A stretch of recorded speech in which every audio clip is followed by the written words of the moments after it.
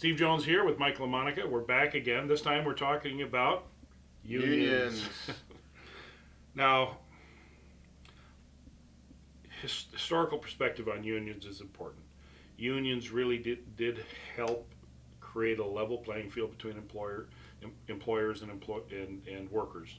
Um, but that goes back 100 years, more than 100 years. Yes. So, are we at that point still today? And when you look at unions, especially in a specialized business like interlocking pavements, do unions offer anything to you as a company, as a contractor, that benefits you? So my question is to you, with Syrstone being a union company, where do you see this going? How does it affect you today? First of all, unions, I will take a union laborer over an open shop laborer as far as talent and skill. That's the great thing about unions. What makes me pause about unions is just dealing with the upper levels and the management and going through that.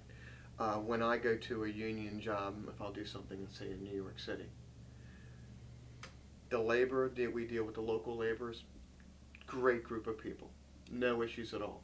It's when I have to get into, the masons will start claiming it, or the operators will start coming in. On my jobs, usually I don't need an operator for 8 hours a day. I need him for just a few hours a day, and the guy won't get out of his cab. Because that's what he does. I have no problem. He says, I'm taking away someone else's work, and that's fine. So it makes it hard to work together on that.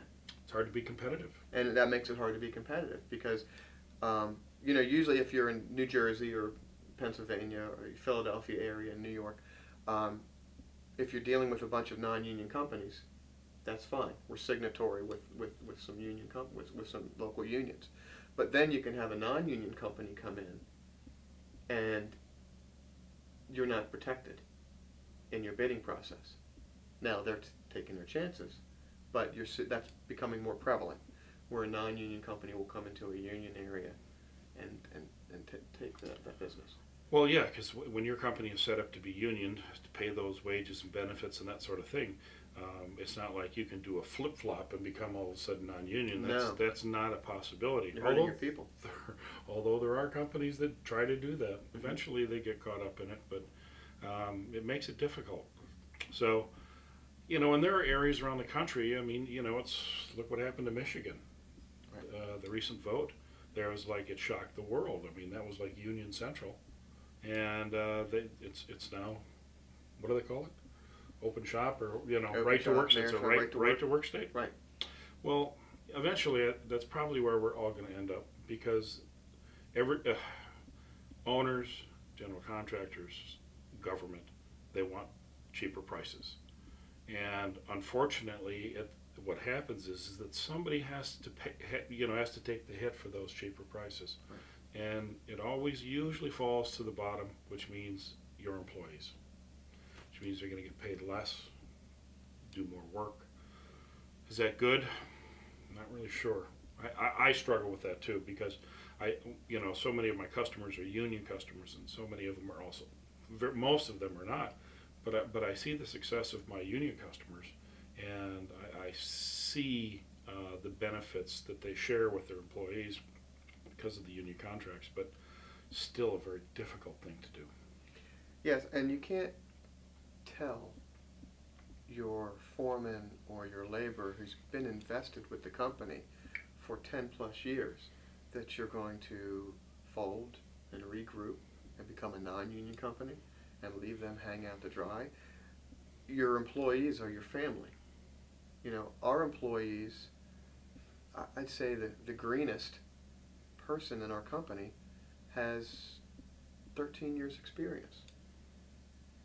I see that a lot. So how can we? And they're vested into the unions, and it would just be like the open shop guy losing his 401k, or you can't do that because they are family. It's true, but we're evolving. Our companies, our industry are evolving. and the evolution is eventually going to be not in favor, at least from my opinion, not in favor of unions, especially in the competitive field of segmental paving. It'll be interesting to see how long that evolution takes, and what twists and turns we see before that happens.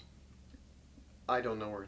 I agree with you, but is it going to be 10, 15 years down the line?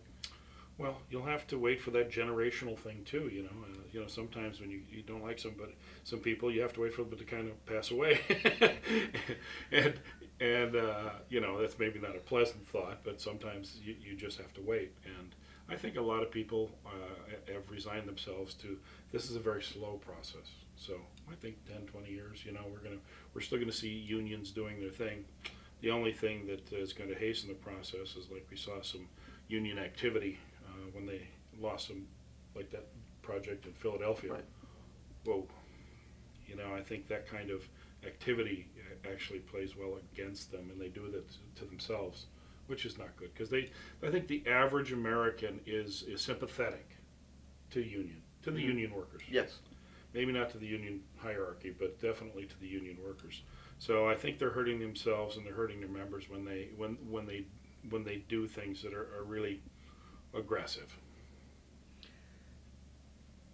And I don't know if we're to the point where you start another company, a non-union company, and let that filter in as the union company's filtering out. I'm not advocating one thing or another. This is, quite honestly, is an area,